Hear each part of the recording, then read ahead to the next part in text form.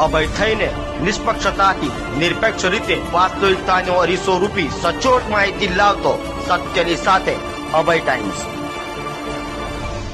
સુરતની રાંદેર પીપલ્સ બેંકના 6 ડિરેક્ટરે રાજીનામું આપ્યું। 21 બેંકના 200 ડિરેક્ટરો પણ પદ છોડશે, નવા ચહેરાને તક।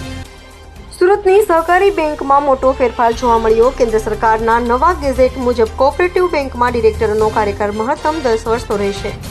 આ નિયમને પગલે રાંદેર પીપલ્સ બેંકના 6 ડિરેક્ટરે રાજીનામું આપ્યું, જેમાંથી કેટલાક 10 થી 25 વર્ષ સુધી પદ પર રહ્યા હતા। સુરતની 21 બેંકોના લગભગ 200 ડિરેક્ટરો પણ આગામી સમયમાં પદ છોડશે।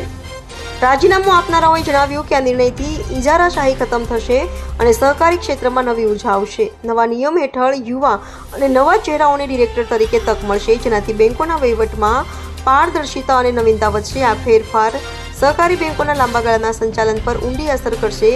સ્થાનિકોમાં નિર્ણયની ચર્ચા શરૂ થઈ છે અને નવા ડિરેક્ટરોની નિમણૂકની રાહ જોવાઈ રહી છે। કમલેશભાઈ, સહકારી ક્ષેત્ર એટલે સહકારી ખાતું જે છે એમાં શું નિર્ણય લેવામાં આવ્યો? સહકારી ક્ષેત્રે દેશના આદરણીય વડાપ્રધાન શ્રી નરેન્દ્રભાઈ મોદી સાહેબના નેતૃત્વ હેઠળ દેશ વિકસિત બને, દેશ સામર્થ બને તે માટેના ક્રાંતિકારી નિર્ણયો લેવામાં આવી રહ્યા છે। આઝાદી પછી પ્રથમ વખત લાંબા સમય પછી સહકારી મંત્રાલયનું નિર્માણ અને તેનો પહેલો નિર્ણય જે લીધો છે કે જે ડિરેક્ટર મિત્રોના 10 વર્ષથી વધુ સમય મર્યાદા થઈ છે સહકારી કોઓપરેટિવ બેન્કિંગ ક્ષેત્રે, એવા મિત્રો હવે ઇલેક્શનમાં નવી ચૂંટણીમાં ભાગ નહીં લઈ શકશે અને સ્વૈચ્છિક રીતે બી જો સમય મર્યાદા વધુ હશે એની તમની તો એ રાજીનામું આપવા માટેનું આ નિર્ણય લાગુ પડશે।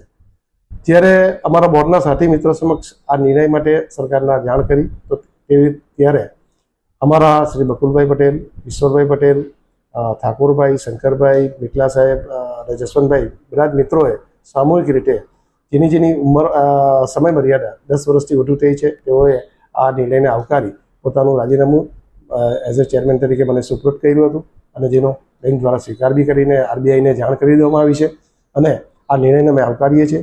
સહકારી બેન્કિંગ ક્ષેત્રે આ નિર્ણય ક્રાંતિકારી નિર્ણય બનીને રહેશે, કેમ કે પરિવર્તન એ સમાજમાં હંમેશા આવકારકાર્યક હોય છે, તેનાથી સચોટ અને સારી દિશાઓ મળતી હોય છે અને સમર્થ ભારતનું નિર્માણ માટે, સહકારથી સમૃદ્ધિનો માટે આ એક ક્રાંતિકારી નિર્ણય બની રહેશે અને યુવા પ્રતિભાઓને નેતૃત્વ અને ટેકનોલોજી સભર માણસોને આપણે તક મળશે।